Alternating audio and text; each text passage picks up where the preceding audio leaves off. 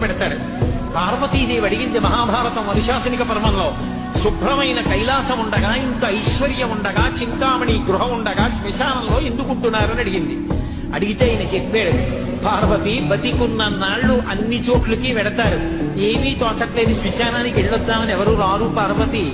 నేనంతవాణ్ణంటాడు, పొడుగ్గా ఉన్నానంటాడు, తెల్లగా ఉన్నానంటాడు, పండితుండంటాడు, పద్యాలు నాకు నోటికొచ్చంటాడు, ఉపన్యాసం చెప్పగలనంటాడు, నాకు పాటలు వచ్చంటాడు, నేను నాట్యం చేస్తానంటాడు, నేను అధికారినంటాడు, నా దగ్గర డబ్బు ఉందంటాడు, నేను పాట పాడగలనంటాడు. ఇన్ని ఉన్నాయనుకున్న వాడిలోంచి ఊపిరి బయటికి వెళ్ళిపోయిన తరువాత వాడిని తీసుకెళ్లి 4 కొత్త కర్రల మీద పడుకోబెట్టి చాప చుట్టి తాడు కట్టి పైన నూలుబట్ట కప్పి తీసుకొచ్చి అన్నీ తీసేసి కర్రల మీద పడుకోబెట్టి కాల్చేస్తుంటే జీవుడు లేచి నిలబడి పుర్రె పగిలిపోయిన తరువాత కన్న కొడుకు కూడా స్నానం చేసి వెళ్ళిపోతుంటే చీకటి పడిపోయాక, అయ్య బాబోయ్ చుట్టూ ఉగ్రభూతాలు, నా వాళ్ళన్న వాళ్ళు లేరు, వీళ్ళని నమ్ముకున్నాను, ఒక్కడు లేడని ఏడుస్తుంటే నేనున్నాను రా అని చెప్పడానికి నేను కూడా లేకపోతే చచ్చిన వాడు 1000 మాటలు చచ్చిపోతారని అక్కడ ఉన్నారు పార్వతి.